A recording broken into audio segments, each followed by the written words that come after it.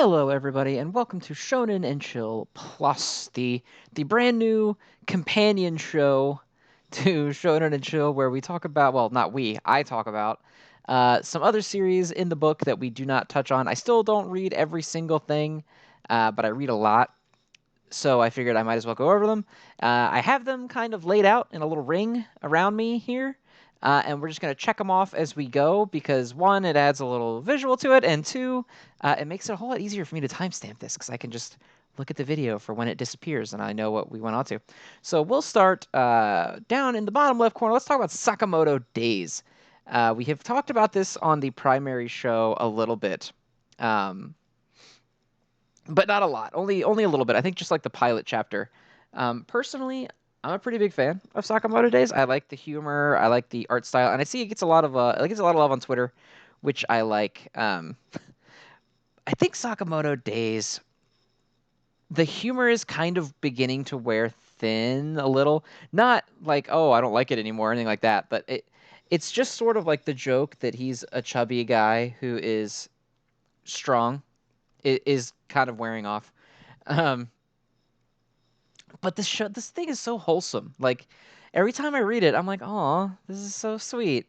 Like Lou gets captured by this group that's looking for Shin because they want his mind reading power, and they think that she's wearing Shin's apron, so they think that she is him.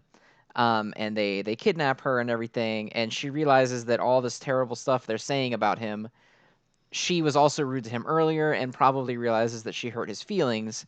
And the Shin and Sakamoto realize that she's been taken prisoner, and they attack they ride off after the van on a motorcycle to get her back. It's almost kind of like Mashle, in that there's not a whole lot of like deep. I'm gonna say this a lot. I feel like in a lot of these where it's not like, oh, I'm gonna think about where this plot is going in the next 2 years. It's just like wholesome, cute. I like every character. I like the bird sniper whose name I don't remember, who's like just hangs around now because they give him food because he's poor. And they're just cute. They're just a cute little group of people. All of them are cute. I like that's all I it's just cute and funny and nice. And if you don't read it, I think that you should. This is like just a serotonin series. It's just like, yes, I need some more of that beautiful, chubby old man fighting. That's all. I don't know. I feel dumb only saying that little bit about a series that I actually really look forward to every week, but it's just cute and I like it, and you should read it. Okay, next one. Mashle. I don't know how this happened because Mashle was literally in Ocean's top three this week. We didn't end up talking about it. I think I don't know if like I thought that we had the same top three and I jumped the gun and went to My Hero or something. I don't know. We ended up moving around it. Um, Mashle is the goat, especially on this episode with all this stuff. Mashle is so good. I love every second of it. So in uh, in this chapter, he has his fight against Macron, and well, at least the beginning of his fight against Macron, where he sends a very weak spell, a spell that Mash. I think it's the exact same spell that Mash played, like used as a basketball in the first chapter, only to find out that he actually can't hold it back because Macron's too strong. But he's able to avoid it by running away faster than the spell is cast, and he attacks Macron, but then Macron breaks his own technique to defend himself too. So both of them were able to fight and like nullify one another. They had a little cream puff joke in this that I actually thought was kind of ill timed, where Macron says like, "Oh, you're protecting something, and we can't fight if you're protecting something. You can't go all out, so get rid of it." And it's just a cream puff, which I think it's because the fight up to that point was so cool and well done that stopping it for a cream puff joke kind of felt like, oh, you just took the wind right out of my sails there. But it was awesome, and the fight's gonna get really cool. We've got some new characters coming in the next one here. I don't know if they're going to be here to try to assassinate Mash and Macron. They're riding like cyber dragons. It literally looks like they're riding like Cyber Dragon or Cyber End Dragon or something. That's like a robot dragon. I'm sure it's just like black armor, but from the little bit you can see, it totally looks like a cyber dragon.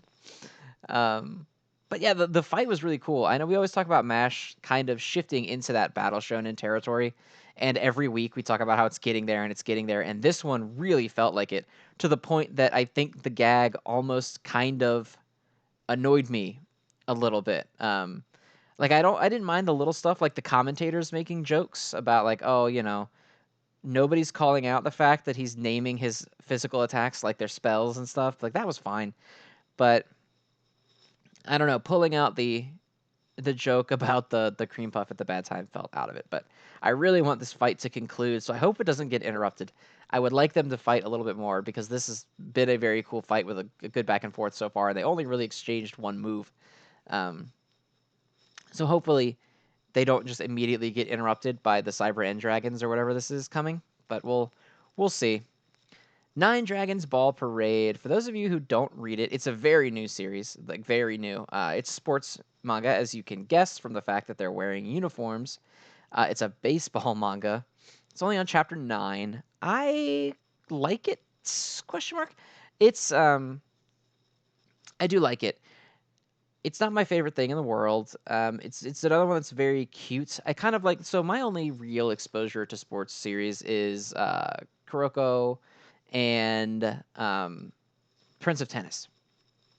And those are both sort of similar in the way that these teams are like in Kuroko and the Prince of Tennis, there's these old established teams, and then there's these really talented players that are joining those teams and kind of elevating them.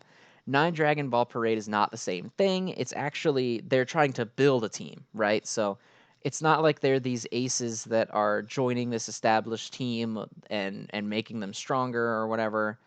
They're literally just trying to get to the starting line because they don't even have a team right now. And so right now we're through every chapter has been like recruiting a new person. They recruited, the batter. They're going for a shortstop now, and they're kind of like making this team of misfits. This team of like characters that don't really fit everywhere else, like the ace hitter who gave up baseball to help his injured father, but they were able to help the father, and the father told the son to follow his dreams, or the eccentric shortstop who is just kind of a jerk and he's really annoying and nobody really likes him or being around, but they're helping him out, and he's kind of just, he's not really a jerk as much as he's just like flamboyant and silly and a kind of a show off. Um, it's cute. It does have a little bit of a Kuroko-y feel because like their manager, their coach is a girl in their class. It's not like an adult man or anything like that. It's a young girl in the same class as them, and it's a lot of silly hijinks where it's not quite just like, it's not in the realm of craziness like the Prince of Tennis or Kuroko is, where they're literally using like superpowers, but it's not just straight up like baseball. They're doing some pretty crazy athletic over the top stuff, and they're being presented as these elite players that just don't have a home. So far, it's been fun. It's not blowing me away, but I like it. If you like sports series, you should check it out at least. I enjoy it. This week wasn't really super crazy. They're still playing the same game they started last week with the shortstop. We're kind of reaching the conclusion of the shortstop storyline. I think they're probably going to have a little showdown with the shortstop who replaced him last time.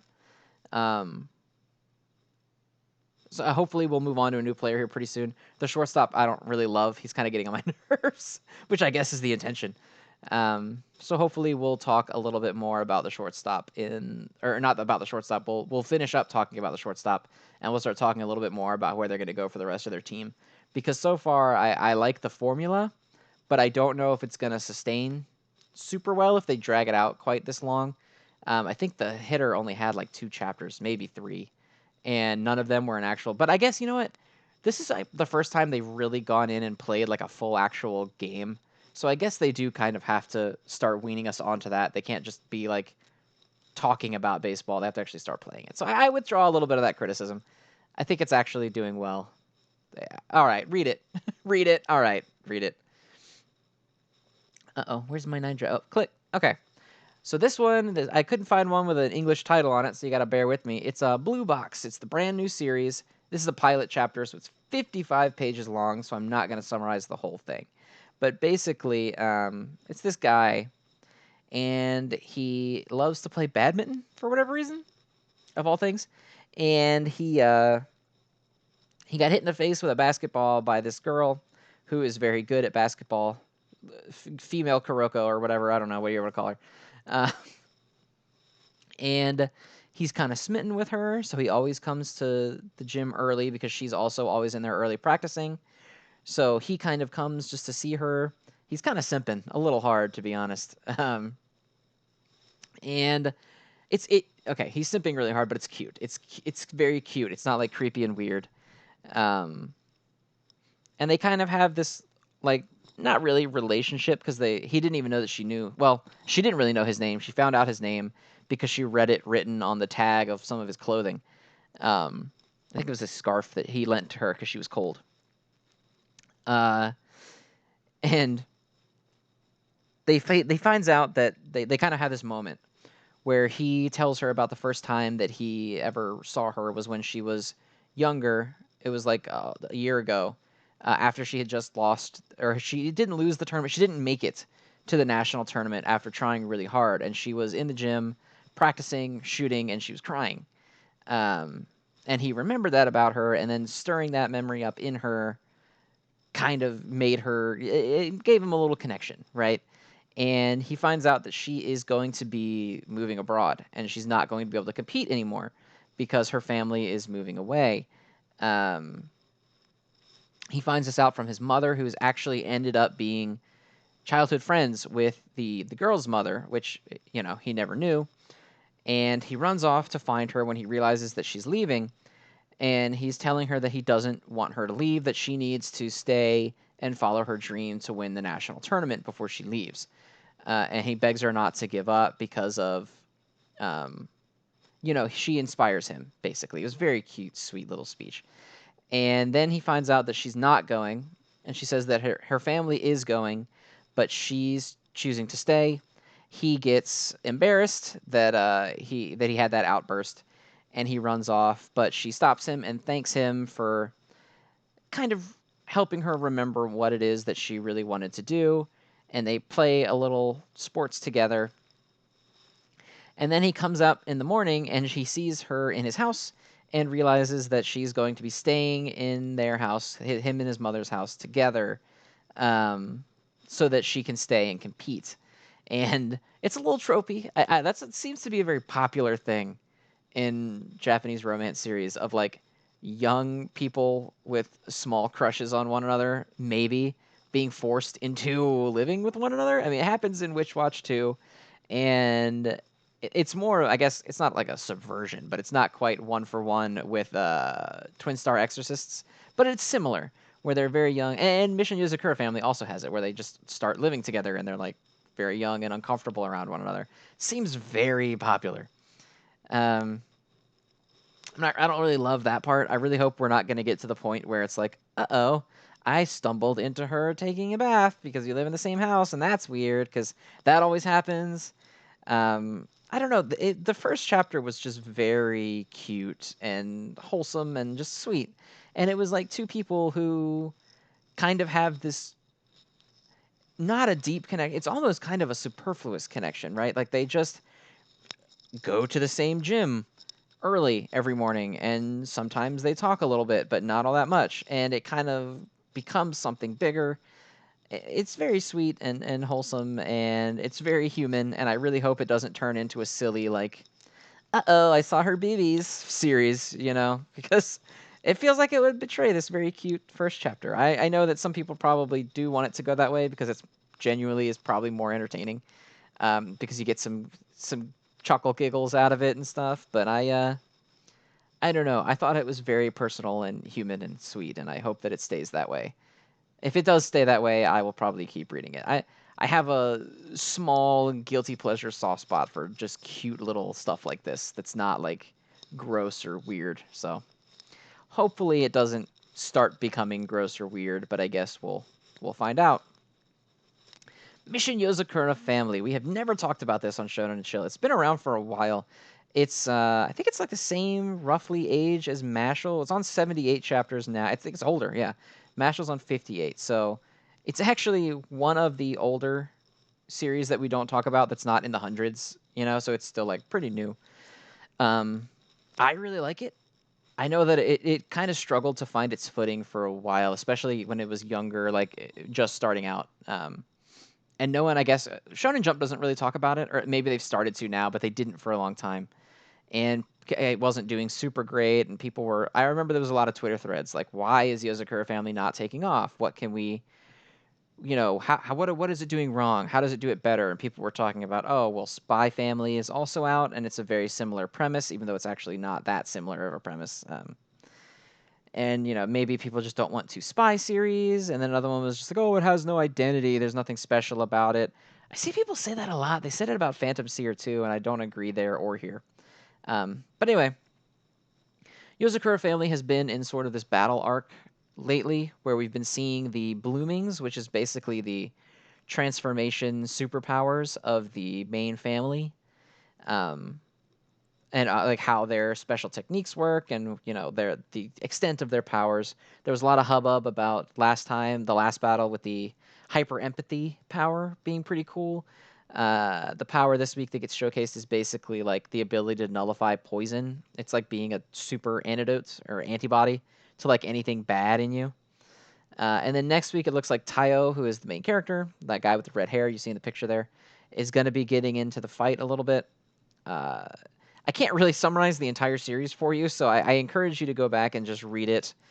It's really hard to start talking about a series for the first time on chapter 78, but it starts off being kind of a cute little thing because again, this is another one of those like, oh, we're married young and now we share a house, and that's weird and silly. Um, but there's genuinely some good fight choreography and sweet moments in this. I highly encourage you to go back and read it yourself. And man, this this is the hardest one I think to talk about because I don't know that it's not like super popular. It's not like unpopular, but it's not crazy popular. So I can't really give you context as to what's going on without jumping back through all 78 chapters of this and spoiling a ton of it for you. So I would say just for this initial one, I'm going to encourage everyone to go ahead and go back and read it. And then for next week's Shonen and Chill Plus, I will just speak on it as though you have read it. So for this week, I'm going to be nice and say, hey, please read it if you haven't. Next week, I'm going to just speak as though you have been reading it. So, that's where I'll stop for now. But please go and read it. I think it's very good, and it deserves a lot of support, and I don't want to see it get phantom seared. Okay? I Tell C is super weird, and it's still weird, and it's this story about a girl who was kidnapped when she was younger, and she got Stockholm syndrome real bad, and it made her like fall in love with criminals, I guess, and then like it makes her really good at tracking them down because she stalks them and stuff. It's very strange, and it turns out that she's kind of grown on it so far, where now she's using this power to both catch them but also help them because she shows them compassion and kindness that the world isn't going to give them basically anymore. Like when you go to jail, that's basically it, right? It's not it, but like it's supposed to be about rehabilitation, but people mark you forever. You've got the criminal record forever. It's very hard to get out from underneath something like that. So it is kind of sweet to have this little story where, you know, she you have to, but basically she says that you bear a cross for your crimes, and if it feels like it's going to crush you, I'll help you. And it's kind of cute. I don't really like it that much. I read it every week because it's very young, and I started out at chapter 1, so why not? It definitely feels like cancel bait. That feels awful to say, and it's mean, and I probably shouldn't say it. I don't even think there's anything saying it's on the block or anything like that, but it's weird, and I don't know how to parse a lot of it because sometimes it's like, oh yeah, we're using evil to fight evil, which she's a creepy stalker, which is illegal, but she uses it to catch other bad guys, so it's okay. But then in this one, they paint her kind of more as like she's a helpful figure, and like basically it's based on like who she's after, right? Like I don't know, it's just very weird, and I don't think I'm able to really determine what it is about it that is likable, if anything. I don't hate it. Um, it's 19 pages a week, so I can manage. But I don't know. I don't love it. If you guys read ITLC and you really like it, can you comment down below why you really like it? Because I don't want to stop reading it, but I'm just really struggling to parse it lately. Like it just feels so over the top and crazy in like a bad way that like it almost feels like it's trying to create these human moments that something like Blue Box did really well. But it just I can't get it. I can't parse it. It's weird, man. I don't know. It's weird. I'm gonna just stop. All right. Dr. Stone. What the fuck, you guys? It's it's so good. I think it's top 3 for me in the book. I think it might beat My Hero and Mashle for me. I think my top 3 in the book might be Jujutsu Kaisen, Dr. Stone, and My Hero, I think, every week. Dr. Stone is so slept on. It's almost infuriating. Um, it's so good. People were saying last week, oh, oh, My Hero and Jujutsu Kaisen are out. Magazine sucks this week. No, Dr. Stone carried. Dr. Stone's insane. So, for those of you who have been keeping up, they're still continuing the arc against Stanley and Dr. Zeno, and they lost, basically. Um, their plan went off last week where they used a Medusa to stone the entire world again, because it's the only way to save everybody that Stanley has tried to kill, as well as stop his attacking force, right?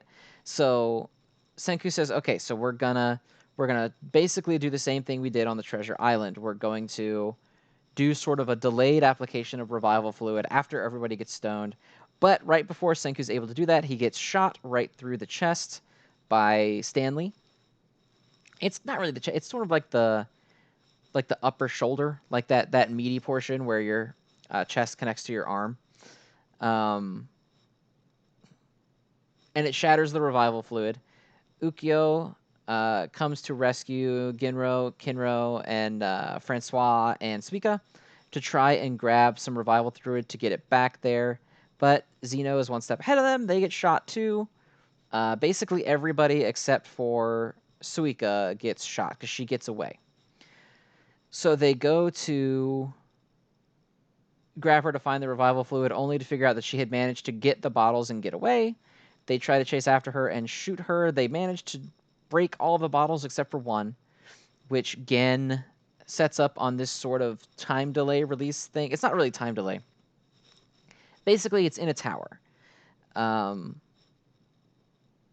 and Zeno realizes at the last minute that after the entire world gets petrified, there could be anything that it's on like a sound receiver. So it's sitting on this little plate, and when the receiver gets noise, the shockwave of the noise is going to make it fall off of the plate and hit whoever is down below. That's the plan. Senku can't get up to go to where he needs to go.